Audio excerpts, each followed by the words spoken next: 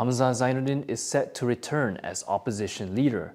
Perikatan National is also expected to make key decisions on its election logo and seat allocations at a meeting on Monday.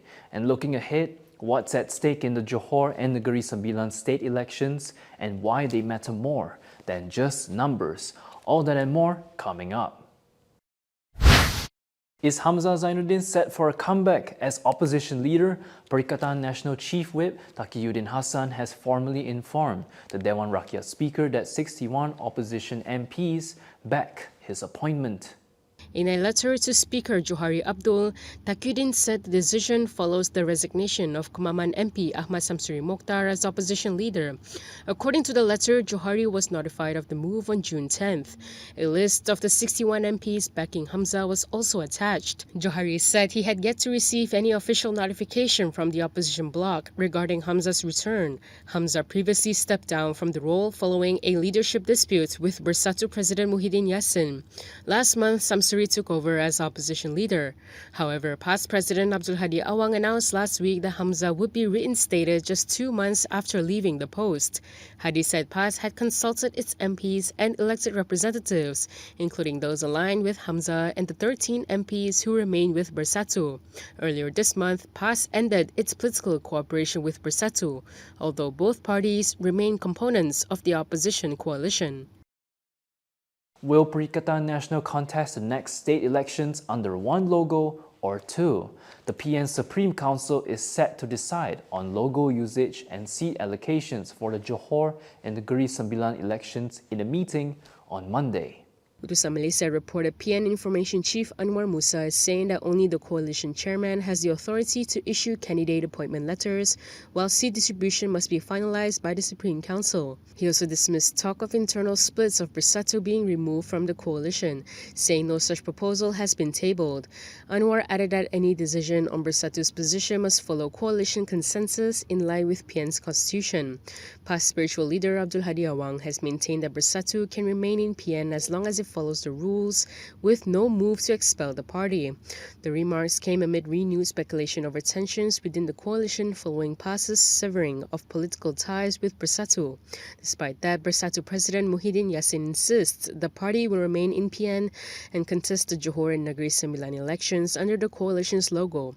Earlier, the Election Commission said two parties cannot share the same logo unless candidates carry official appointment letters signed by party or coalition leadership. Meanwhile, can a Prime Minister be forced to take the stand in a private civil case? Prime Minister Anwar Ibrahim has successfully set aside a subpoena that would have required him to testify as a plaintiff's witness in an ongoing 30 million ringgit civil suit involving businessperson Vinod Sekar and his wife. The Kuala Lumpur High Court ruled that the plaintiffs failed to show Anwar was a material witness in the case. Judicial Commissioner Edward Abdullah said a name appearing in emails or public references does not automatically make someone a relevant witness. The court also held that a subpoena must be justified with evidence of direct knowledge and cannot be issued on speculation or for potentially useful cross-examination. It added that association or public appearances may suggest acquaintance but do not prove involvement in the disputed transactions. Anwar had earlier applied to strike out the subpoena, denying any ties to the business dealings in question. The 30 million ringgit suit was filed by 12 investors in 2024 over alleged misrepresentation, fraud, and breach of contract involving Vinod and his wife. From now on, you can also listen to KiniNews on Spotify and Apple Podcasts. Scan the QR code on the screen to follow us. When Johor dissolved its state assembly on June 1st, Negeri Sembilan followed just 4 days later. On paper, these are just state elections, but in reality, they're the first major test of the unity government. For the first time since PH and BN joined forces, voters will get to pass judgment on that partnership at the ballot box. And here's the interesting part. PH and BN may govern together in Putrajaya, but in Johor they're fighting each other seat by seat. That exposes a deeper question. Is the unity government a long-term political realignment or simply a temporary arrangement to keep Perikatan National out of power? The cracks are already showing. In Negeri Sembilan earlier this year, all 14 UMNO assembly persons withdrew confidence in Menteri Besar Aminuddin Harun, triggering a brief political crisis before party leaders stepped in to contain the fallout. At the same time, dissatisfaction is also growing within parts of PKR, especially after Rafizi Ramli's recent exit from the party leadership.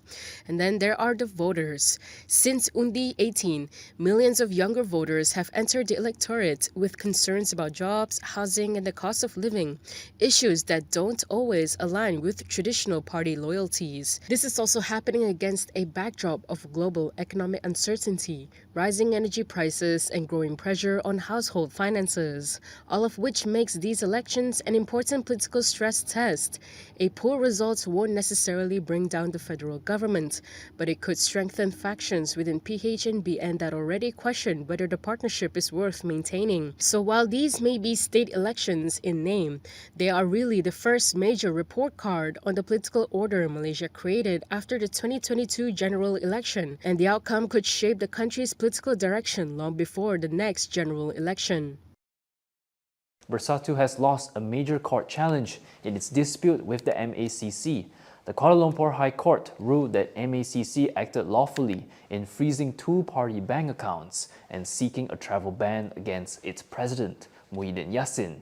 In a decision delivered online yesterday, Judge Aliza Sulaiman said Bersatu failed to prove that the MACC abused its powers or acted unlawfully during its investigations. The court found that the freezing orders comply with anti-money laundering laws and rejected claims that the action was illegal or procedurally flawed. Judge Aliza also ruled that the MACC was within its rights to request a travel ban on Muhyiddin in 2023 to ensure investigations could proceed without interference. No costs were awarded. Muhyiddin is currently facing 4 charges of abuse of power and 2 money laundering charges involving hundreds of millions of ringgit. Bersatu, together with Muhyiddin, filed a judicial review in March 2023, seeking to challenge the freezing of its CIMB and mBank accounts. The party later argued that the accounts had been frozen without the proper seizure order being issued under anti-money laundering laws. However, the High Court has now dismissed those arguments, handing a significant legal victory to the MACC and the government. What happens when a holiday rant goes viral? A group of Malaysian tourists is facing intense backlash after videos surface showing them mocking locals during a trip to China. The clips, allegedly posted by a TikTok user before being deleted, spread rapidly across Malaysian social media. In one video, a woman is heard telling Chinese commuters waiting for a bus that they smelled bad. Other clips show her complaining about noisy train passengers and mocking an e-hailing driver over his body odor. The videos triggered widespread criticism, with many Malaysians calling the behavior rude, entitled, and embarrassing. Some warned that the actions of a few tourists could affect the image of Malaysians living, studying, and working in China. The controversy comes as travel between Malaysia and China continues to grow under relaxed visa arrangements. Amid the backlash, the owner of the video said she has taken legal action against individuals she claims have spread defamatory statements and false information about her. And that is all from me today. For more stories, you can go to KiniTV.com. You can also follow us on Instagram, X, YouTube, and Facebook for the latest news updates. If you'd like to support independent media, do consider subscribing to MalaysiaKini.com. I'm John Ng. Thanks for watching.